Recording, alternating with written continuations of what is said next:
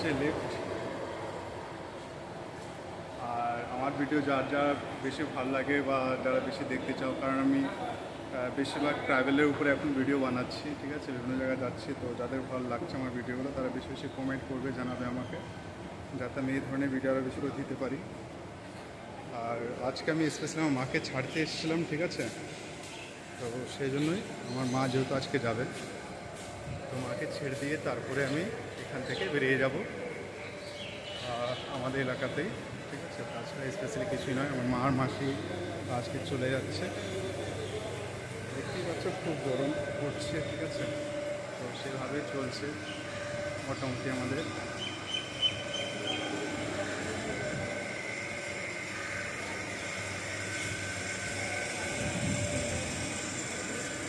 আর পাশে যে ট্রেনটা দেখতে পাচ্ছ এটা হচ্ছে তোমার হলদিবাড়ি যাচ্ছে এই ট্রেনটা, ঠিক আছে।